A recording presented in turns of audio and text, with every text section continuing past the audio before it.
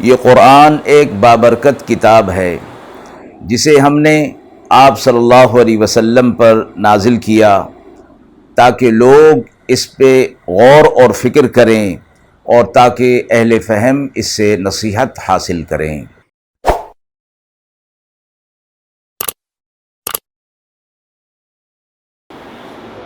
بسم اللہ الرحمن الرحیم۔ السلام علیکم ورحمۃ اللہ وبرکاتہ۔ ناظرین کرام، درس قرآن مجید کے آج کے اس پروگرام میں ہم سورۃ المائدہ کی آیت نمبر 62 اور 63 کا ترجمہ اور تفسیر پیش کر رہے ہیں، اور آخر میں پوچھے گئے سوالات کے جوابات ہوں گے۔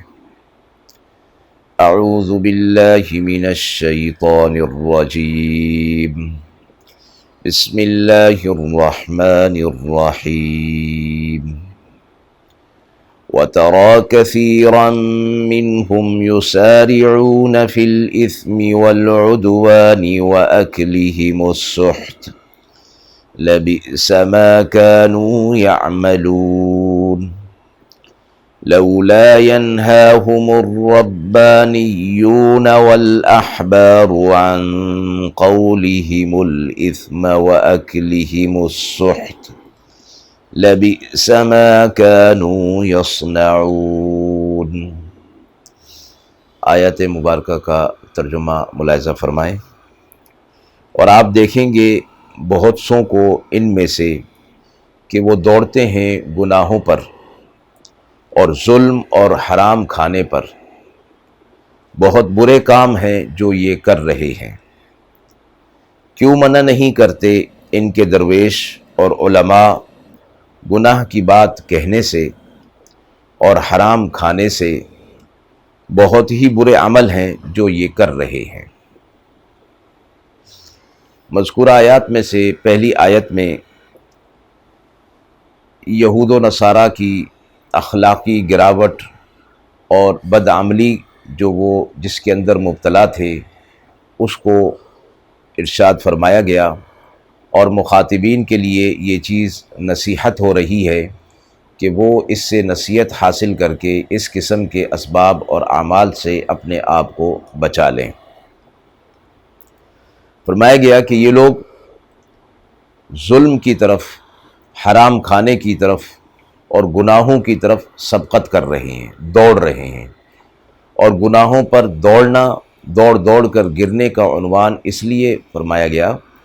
کہ انسان کی طبیعت جب کسی کام کے لیے تیار ہو جاتی ہے، یا کسی کام کو، اچھے یا برے کام کو کثرت کے ساتھ وہ کرتا رہتا ہے، تو پھر وہ کام اس کی طبیعت کا ایک حصہ بن جاتی ہے، اور پھر اس کام کے کرنے میں ان کے لیے کوئی مشکلات نہیں ہوتی۔ تو یہود و نصارہ کے جو برے کام تھے، برائیوں کی طرف جانا، ظلم کرنا، حرام کھانا، فرمایا یہ بہت ہی برے کام تھے، اور یہ برے کام ان کی طبیعت سے ثانیہ بن گئے تھے، ان کے رگ و پے میں سرائیت کر گئے تھے، اس لیے ان کو یہ کام کرنا کچھ مشکل نہیں ہو رہا تھا۔ تو اللہ رب العزت نے فرمایا کہ یہ بہت برے کام ہیں جن کاموں کے اندر یہ مبتلا ہو گئے ہیں۔ یسارعون فی الاثم، گناہوں کی طرف دوڑنا۔ اس کے مقابلے میں جو نیک بندے ہیں، اعمال صالحہ والے ہیں، ان کے لیے فرمایا یسارعون فی الخیرات، وہ بھلائی کے کام اور نیکی کے کاموں کی طرف دوڑتے ہیں۔ یعنی جب وہ لوگ نیکی کے کام کرتے کرتے ان کی طبیعت ثانیہ بن جاتی ہے، تو پھر وہ نیکی کا کام ان کے لیے کوئی مشقت اور مضر نہیں رہتا، بلکہ وہ ذوق اور شوق کے ساتھ اس کام کو کرتے ہیں، ان کی طبیعت کا حصہ بن جاتے ہیں۔ اگلی آیت میں یہود کے علماء اور مشائخ کو فرمایا گیا کہ جب ان کے سامنے ان کی قوم والے برے کاموں کے اندر، گناہوں کے کاموں میں، حرام کھانے میں، ظلم کرنے میں ان کے سامنے یہ سب چیزیں ہو رہی ہیں، گناہ کے کام ہو رہے ہیں، تو یہ لوگ انہیں ان گناہوں کے کاموں سے منع کیوں نہیں کرتے؟ دو چیزوں کا ذکر فرمایا، دو اشخاص کا، ربانیین اور احبار۔ ربانیین فرمایا گیا زاہد اور عابد کو کہا جاتا ہے، یعنی وہ اشخاص جو اہل اللہ میں سے ہیں، عبادت گزار ہیں، زاہد ہیں، اہل تقوی میں سے ہیں، وہ اپنے اعمال صالحہ کی طرف توجہ دے رہے ہیں، اور معاشرے کے اندر جو برائیاں پھیل رہی ہیں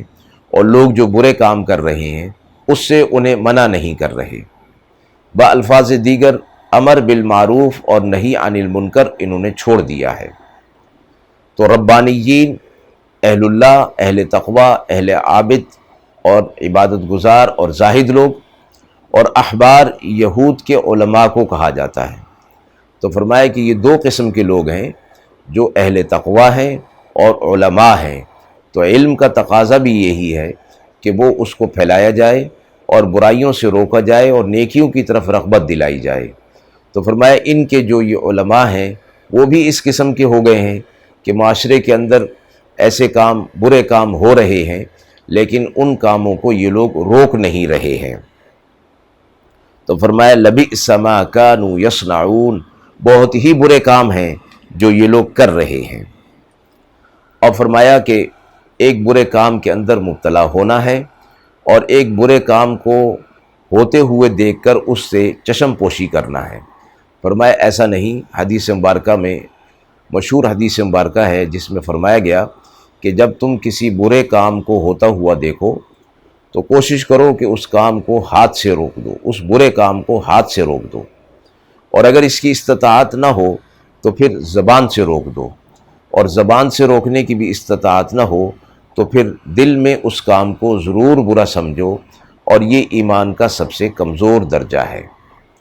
تو فرمایا گیا کہ اگر برے کام ہو رہے ہیں اور باوجود اس کے کہ استطاعت ہے ان برے کاموں کو روکنے کی لیکن روکا نہیں جا رہا، تو فرمایا ان کا یہ جرم ان برے کام کرنے والوں سے بھی زیادہ شدید ہو جاتا ہے۔ اس لیے حضرت عبداللہ بن عباس رضی اللہ تعالی عنہ نے فرمایا مشائخ اور علماء کے لیے پورے قرآن مجید میں اس آیت سے زیادہ سخت تنبیہ کہیں نہیں فرمائی گئی، یعنی اپنے اعمال صالحہ کی فکر میں لگے رہیں اور دوسروں کی جو برائیاں ہیں اس کو ختم کرنے کی کوشش نہ کریں۔ اور روایت میں یوں آتا ہے کہ مالک بن دینار رحمۃ اللہ علیہ فرماتے ہیں کہ ایک مرتبہ اللہ تعالیٰ نے اپنے فرشتوں سے یہ فرمایا کہ فلاں بستی کو جو گناہ کے اندر مبتلا ہیں ان کو تباہ اور برباد کر دیا جائے۔ فرشتوں نے عرض کیا کہ اس بستی کے اندر تو ایک شخص ایسا بھی ہے کہ جو ہر وقت عبادت میں گزارتا ہے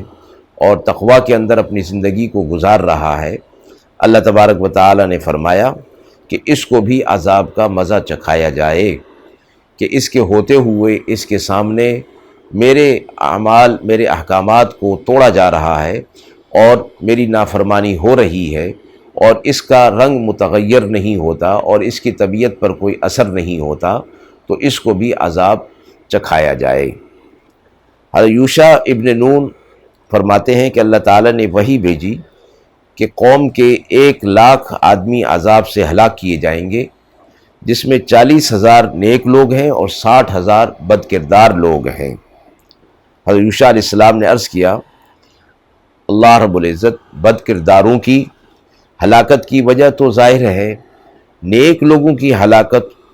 کیوں ہو رہی ہے، یعنی انہیں کیوں ہلاک کیا جا رہا ہے؟ تو اللہ رب العزت نے ارشاد فرمایا یہ نیک لوگ ان بد کرداروں کے ساتھ دوستانہ تعلقات رکھتے ہیں، ان کے ساتھ اٹھتے بیٹھتے ہیں، اس لیے دوستی کے تعلق ہونے کی وجہ سے انہیں برائی سے منع نہیں کرتے، اور برائی اپنے سامنے ہوتے ہوئے دیکھ کر ان کے اوپر کوئی اثر نہیں ہوتا، اور یہ سمجھتے ہیں کہ شاید ہمارے اپنے نیک اعمال ہی ہمارے لیے کافی ہو جائیں گے، اور برائیوں کو ختم کرنا، برائیوں کو ختم کر کے نیکیوں کو پھیلانے کی ذمہ داری، جس کو امر بالمعروف اور نہی عن المنکر کہتے ہیں، اس سے یہ لوگ چشم پوشی کیے ہوئے ہیں، روگردانی کیے ہوئے ہیں، اس لیے ان پر بھی عذاب نازل ہوگا۔ آیت کے حوالے سے سوال پوچھا گیا ہے کہ آیت نمبر 63 میں اعمال کی اصلاح کا کیا طریقہ ارشاد فرمایا گیا ہے؟ جیسے کہ آیت کے اندر یہ بتایا گیا کہ برے کام جو ہو رہے ہیں ان برے کاموں کو روکنا ذمہ داری ہے اہل علم کی، مشائخ اور علماء کی۔ تو فرمایا کہ یہ اصلاح اعمال کی جو کوششیں کرتے ہیں، جو نسخے استعمال کرتے ہیں، اس میں فرمایا کہ انسان کے ایک اندرونی اخلاق ہوتے ہیں، جب وہ اخلاق درست ہوتے ہیں تو پھر اس کے اعضاء سے اعمال صالحہ سرزد ہوتے ہیں۔ تو علماء اور مشائخ یہ کرتے ہیں کہ ان کی اصلاح کرتے ہیں، ان کے اندرونی اخلاق کی اصلاح کر دیتے ہیں، اس کے نتیجے میں سارے اعمال درست ہو جاتے ہیں۔ مثلا کسی کے دل میں مال دنیا کا حرص ہے، اس کے نتیجے میں وہ رشوت بھی لیتا ہے، سود بھی کھاتا ہے، حرام بھی کرتا ہے، اور موقع ملے تو چوری اور ڈاکے سے بھی باز نہیں آتا۔ تو یہ حضرات ان جرائم کی روک تھام کے لیے الگ الگ نسخہ نہیں بلکہ ایک ہی نسخہ استعمال کرتے ہیں کہ وہ ان سب جرائم کی بنیاد ہوتی ہے، اور وہ ہے دنیا کی ناپائیداری اور اللہ رب العزت کے حضور میں اپنے اعمال کی جواب دہی کا احساس ان کے اندر پیدا کر دیتے ہیں، چاہے وہ تربیت کے ذریعے سے یا ترغیبات کے ذریعے سے یا اللہ تعالیٰ کے انعامات کے ذریعے سے یا اللہ تعالیٰ کے عذابات ترغیب اور ترہیب کے ذریعے سے انہیں اس چیز پر آمادہ کر لیتے ہیں، تو پھر سارے اعمال ان کے درست ہو جاتے ہیں۔ اسی طرح فرمایا کسی کے دل میں تکبر ہے، غرور ہے، یا وہ غصے میں مغلوب ہے اور دوسروں کی تحقیر کرتا ہے، دوستوں اور پڑوسیوں کا خیال نہیں رکھتا، تو یہ حضرات پھر اس کے لیے اس کو آخرت کی فکر کی توجہ دلاتے ہیں کہ یہ سارے برے اعمال جو اس سے سرزد ہو رہے ہیں، آخرت میں ان اعمال پر اس کا مؤاخذہ ہوگا، اس لیے بہتر یہ ہے کہ دنیا کے اندر اپنے اعمال کو درست کر لیا جائے۔ تو یہ استحضار والا نسخہ جب استعمال کیا جاتا ہے تو یہ اعمال خود بخود ختم ہو جاتے ہیں اور نیک اعمال کا داعیہ انسان کے اندر پیدا ہو جاتا ہے۔ اور میں قرآنی ارشاد سے یہ معلوم ہوا کہ انسان کے اندر کچھ اپنی ملکات اور اخلاقیات ہوتے ہیں جو اس کی طبیعت ثانیہ بن جاتے ہیں۔ یہ ملکات اور اخلاق خیر اور بھلائی کے ہیں تو نیک اعمال اس سے سرزد ہوں گے، اور برائی کے ہیں تو برے اعمال کی طرف انسان جائے گا۔ مکمل اصلاح کے لیے ان اخلاقیات اور ان ملکات کی اصلاح ضروری ہے، اور جیسا کہ یہ صوفیاء کرام اور علماء کرام نسخہ استعمال کرتے ہیں، ترغیب اور ترہیب کے ذریعے سے اعمال درست ہو جاتے ہیں۔ وآخر دعوانا ان الحمد للہ رب العالمین۔